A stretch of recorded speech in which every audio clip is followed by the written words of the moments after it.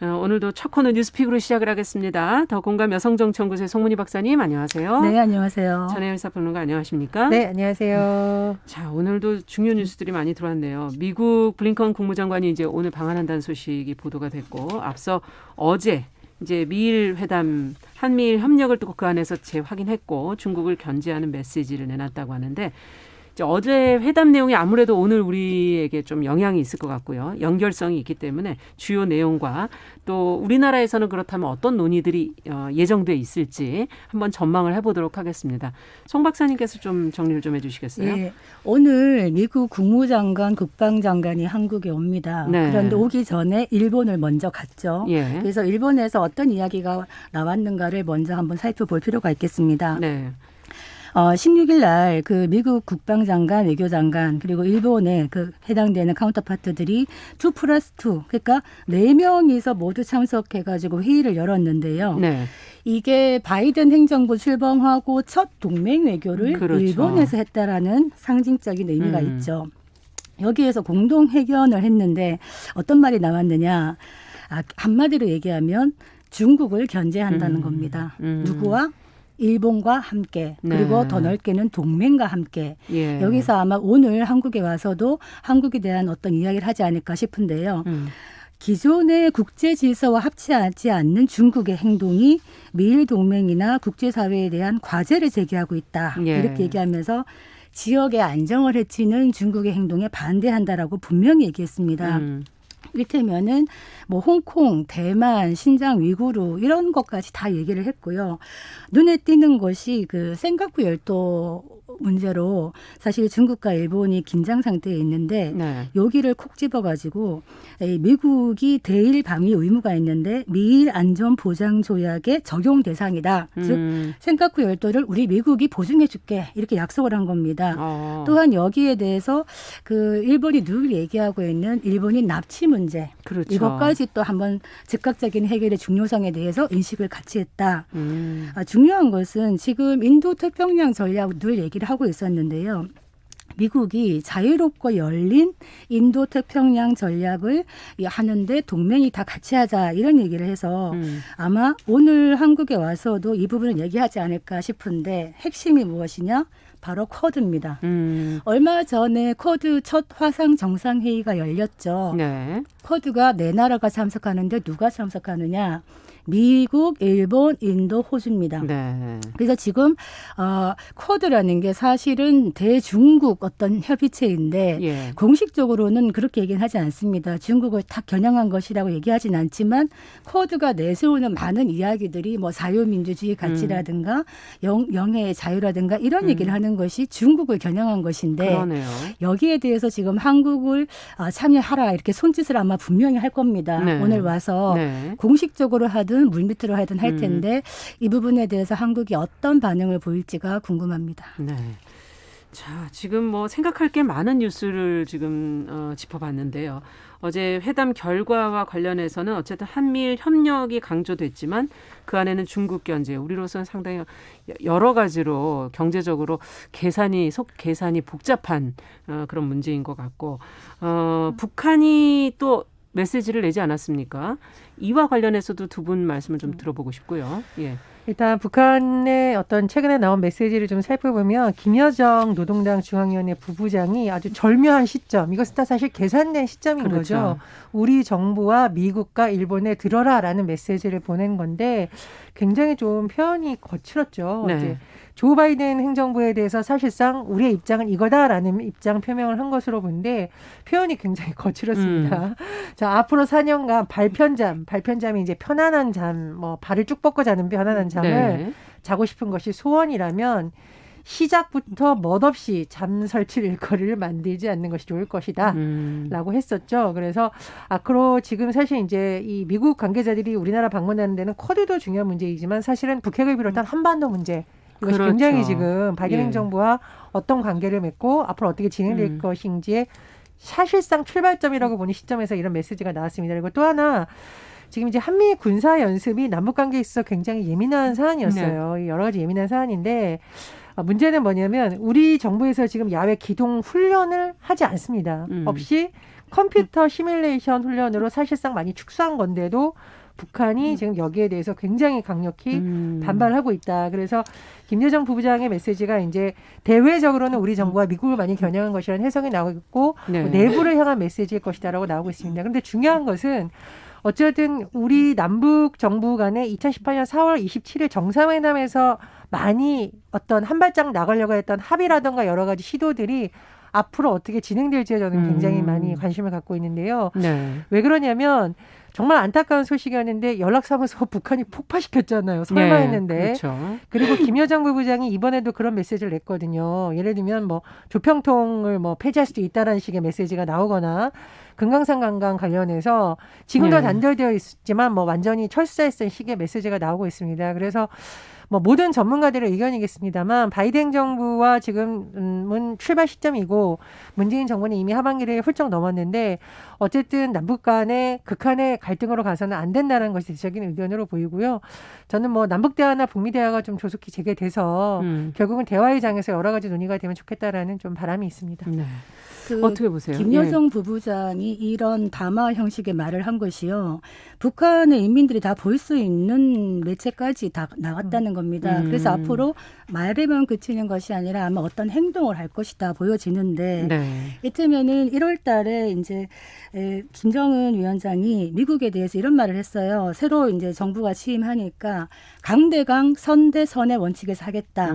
그렇게 말한 연장선상에서 바이든 행정부가 어떻게 하는지를 지켜보는데 먼저 말을 건 겁니다. 제대로 안 하면 우리 이렇게 할 거야라고 하는데 그 방식이 한국 정부를 때리는 방식입니다. 네.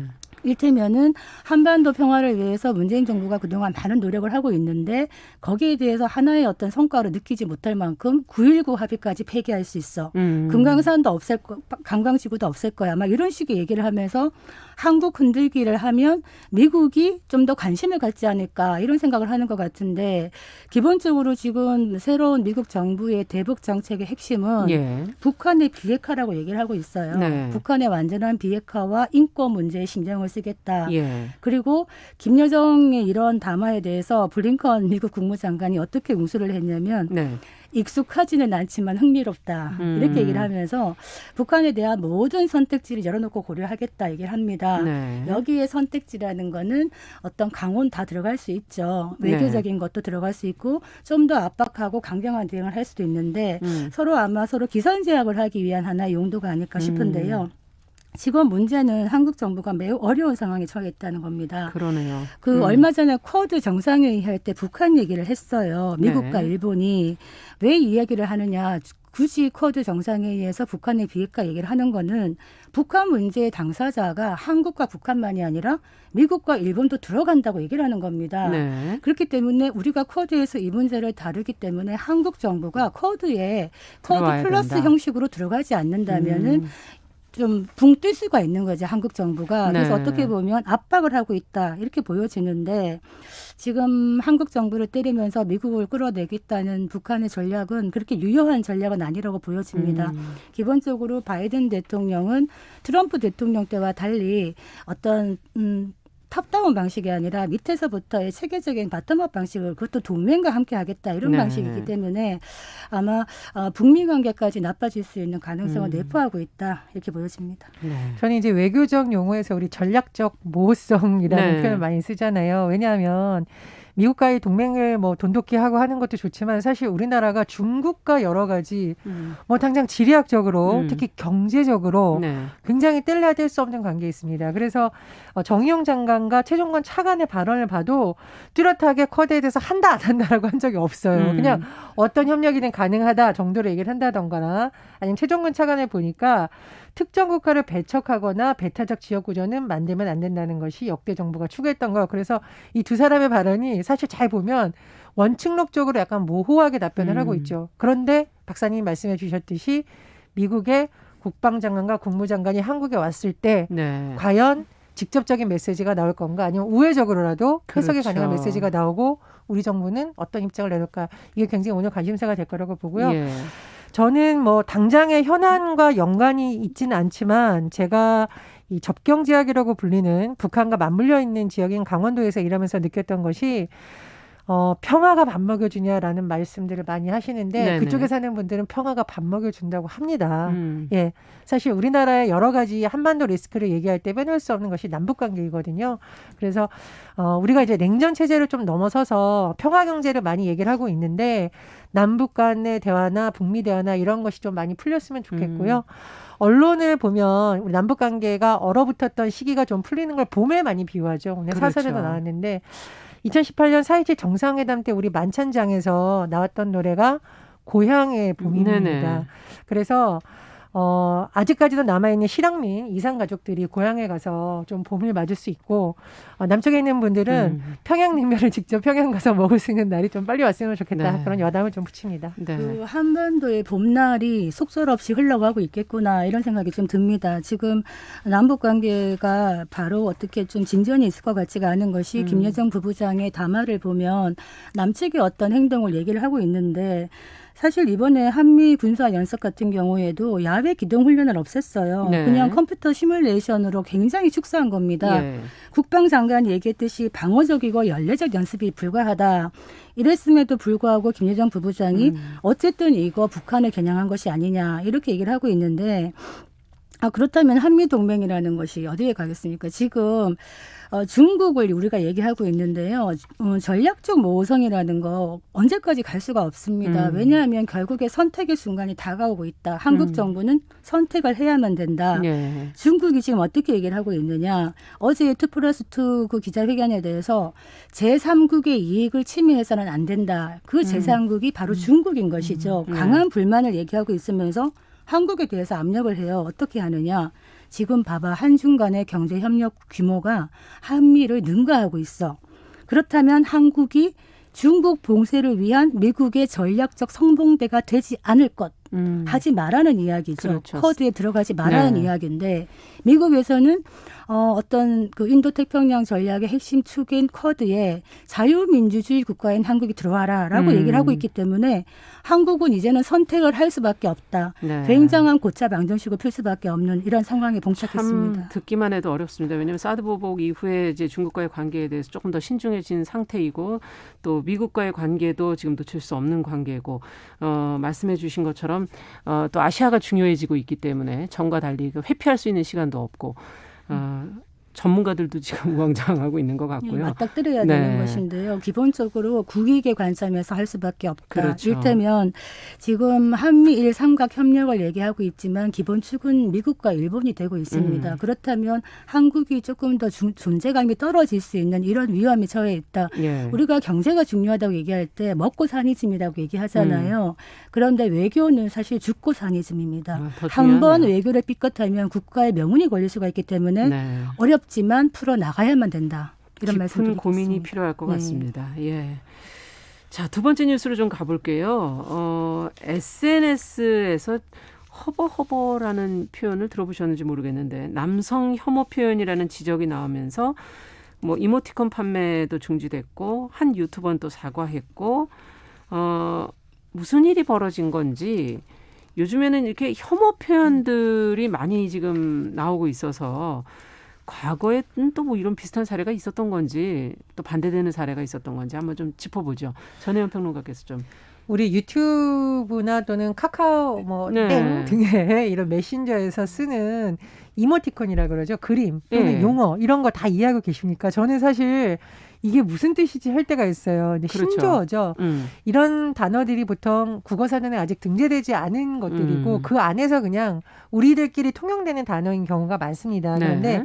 최근에 조금 논란이 됐던 이 허버라는 표현이 일각에서는 허겁지겁, 허겁지겁 먹는다, 허겁지겁 준비한다, 네. 허둥지둥한다 이런 의미로 사용되기도 하고 일각에서는 왜 이제 우리가 음식을 빨리 먹을 때 허겁지겁 먹는다라고 하는데 아주 일부이지만 이 허버라는 표현을 써서 이게 우리나라 남성들이 음식을 좀 빨리 먹는 어떤 모습을 혐오하는 것이 아니냐 이런 논란이 예전에 좀 있었어요. 그런데 네. 이게 다시 한번 촉발된 계기는 이른바 먹방, 이제 먹는 것과 관련된 것을 하는 굉장히 유명한 유튜버가 있는데 네. 바비큐를 이렇게 하는 방법을 소개하면서 허버라는 표현을 썼다고 합니다. 근데 몇 개월 전인데 이 허버라는 것이 남성 혐오 표현인데 왜 쓰냐? 이런 굉장히 항의가 많았다고 해요. 그래서 이 유튜버가 저도 이제 이 영상과 사과문을 좀 자세히 봤는데요. 관련 영상 밑에는 그 제작자의 글 같은 것을 올릴 수가 있죠. 영상 바로 그렇죠. 밑에. 그래서 제가 몇 개월 전에 올린 영상에 대해서 뭐 신중하지 못했다는 취지의 표현을 쓰고 사과한다라고 했어요. 근데 이제 이분의 사과문에서 보면은 저는 절대 페미니스트가 아닙니다라는 또 표현이 나와요. 이런 표현이 나왔었고 제가 보니까 최근에 또 별도의 동영상을 죄송합니다라는 동영상이 올라왔는데 어쨌든 본인이 굉장히 부족하고 앞으로는 저 주의하겠다라는 취지. 그리고 또 이분의 글을 보면 아마 이제 댓글 가운데 일부 댓글을 아마 이 유튜버가 삭제했던 것 같아요. 이제 그런 부분에 대한 사과의 글도 올렸습니다. 그런데 이제 이게 우리가 이 유튜버가 맞다 아니다 이런 차원의 문제로 볼 게 아니라 네. 최근에 여성 혐오 논란, 남성 혐오 논란이 네. 우리가 오프라인에서만 번지는 것이 아니라 온라인이라던가 창작물을 통해서 그렇죠. 막 제기가 되고 있잖아요. 네. 그래서 이것을 만든 사람들은 나는 그런 의도인지 몰랐고 그런 의도가 전혀 없다 항변하는 경우도 있고요. 또는 이와 관련돼서 통제를 하는 플랫폼 성격의 회사들이 있잖아요. 예를 들면 이제 카카오톡이 있는데 카카오톡의 이모티콘의 일부에 또 이게 남성 혐오다라는 항의가 들어온 부분이 있다라고 해요. 그래서 제작자는 그런 의도가 없었다고 하지만 카카오톡에서 이게 좀 문제가 될 수 있다라고 생각을 했는지 이런 표현을 썼습니다. 언어의 시대상을 반영해서 작가와 제작사 협의를 통해서 판매 종료를 결정했다. 자, 이것이 이제 한두 번의 사례가 아니죠. 최근에 우리가 뭐 만화, 웹툰, 동영상, 애니메이션 등에서 여러 가지 논란이 되고 있는데 이번 일을 계기로 그런 문화를 좀 돌아보면 좋겠다라는 관점에서 한번 얘기를 해봤으면 합니다. 네. 저희가 뭐 차별금지법도 지금 얘기하는 그런 시대인데 또 한편으로는 혐오의 표현들 이거는 분명히 어떤 그 감정적인 것들도 그 안에 있는 것이 아닌가 아니면 또 오해를 살 부분이 서로가 있는 것인가 여러 가지 생각이 들고요. 어쨌든 좀 자정 노력이라 그럴까요? 좀 걸러내는 그런 노력도 좀 필요한 게 아닐까 하는 생각도 드는데요. 어떤 그 단어나 말이 처음에는 그냥 쓰여졌는데 신조어가 생겨날 수도 있고 네. 끊임없이 변화하는데 그것이 어떤 역사적 사회적 맥락에 따라 쓰여졌는가 즉 혐오를 얘기하는 어떤 맥락으로 쓰여지면 그것이 혐오의 대표적인 단어가 되는 것이죠. 네. 그래서 이 단어가 거기에 해당되는지는 잘 모르겠습니다만 오늘의 포인트는 혐오라는 게 아닐까 싶습니다. 왜 이렇게 뭐 혐오 표현, 여성 혐오, 남성 혐오, 네. 뭐 인종, 소수자 이런 이야기들이 점점 많아지고 있는가. 그 혐오의 뿌리를 한번 찾아보자. 네. 해서 들어가서 생각한 것이 그 마사 누스바움이라는 학자가 있습니다. 그렇죠. 이분이 얘기를 할 때 혐오에 대한 이야기를 하는데 이 타인에 대한 연민이라는 책이 있거든요. 거기서 어떤 말을 쓰냐면 증오라든가 혐오라든가 분노 이런 감정의 그 뿌리에는 네. 두려움이 있다. 맞아요. 이런 얘기를 해요. 그러면서 이 두려움을 본인보다 취약한 어떤 소수 집단에게 투시를 해서 푼다. 그렇게 얘기를 하고 있는데 지금 예를 들어서 남성 혐오, 여성 혐오 이런 사안을 보면서 제가 느끼는 거는 이를테면은 이제 남성들이라고 얘기하는 층에서는 기존의 이 페미니즘에 대해서 좀 두려움을 느끼고 있다. 그러니까 페미니즘이라는 단어 자체에 대해서 두려움을 갖고 있는 것 같아요. 네. 그래서 공격받는다라는 생각을 많이 하고 또 기존의 어떤 가부장적인 이런 문화 속에 익숙해져 있다가 지금 많은 것들이 변동되고 있으면서 그렇죠. 뭔가 좀 잃어버리는 듯한 박탈감도 좀 느끼고 있고 또 요즘 여성들의 어떤 진출이 좀 더 많아지다 보니까 뭔가 이 나의 일자리, 나의 것을 뺏어간다라는 뺏긴다. 그런 또 지금 네. 어떤 세태도 반영하는 것 같아요. 예. 거기에 반해서 또 여성들의 입장에서는 몇 년 전에 강남역 살인 사건 이런 걸 보면서 단지 여자라는 이유만으로 묻지마 살인의 대상이 된다. 이러면서 어떤 또 운동들이 일어나고 있는데 이런 것들이 사실은 맥락을 같이 하는 것이거든요. 네. 누스바움도 이런 얘기를 했어요. 이런 혐오를 건너가기 위한 현대 사회가 혐오를 우아하게 이기는 방법이 뭐냐. 네. 타인에 대한 연민이라고 얘기를 합니다.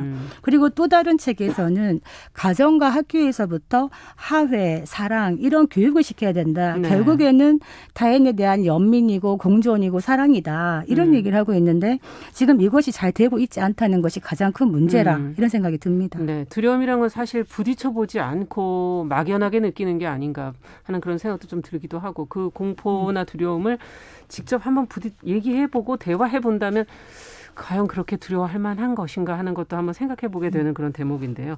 어떻게 보십니까? 이제 온라인에서 혐오 게시물이 주로 약자를 공격하고 소수자를 공격하는데 급증하는데 굉장히 문제가 있다는 지적은 계속 나오고 있어요. 예. 그러니까 여성들에 대한 비하뿐만 아니라 사실 남성들에 대해서 비하하는 근데 모든 남성이 그렇진 않잖아요. 그렇죠.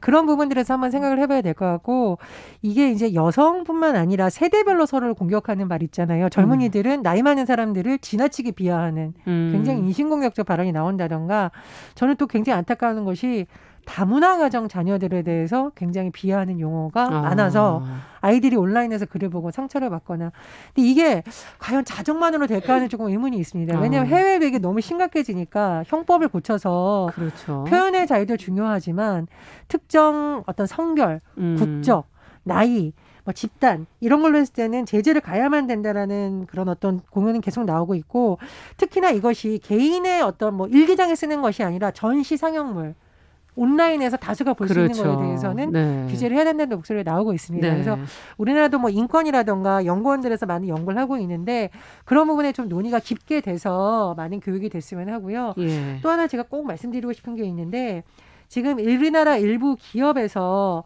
온라인 혐오 표현에 자체적으로 대응하기 위한 것을 이렇게 좀 발표를 하고 있어요. 그래서 IT 기업, 게임 기업 급성장하고 있는데 돈 버는 거 중요하죠. 그러나 이 소비자들이 이걸 쓸 때 그런 것에 노출되지 그렇죠. 않도록 제작자가 좀 예를 들면 데스킹 기능을 해주는 거죠. 이런 문제가 있는지를 좀 사전에 점검을 하고 협의를 해서 사전에 차단했다면 이게 나중에 큰 논란이 되지 않거든요.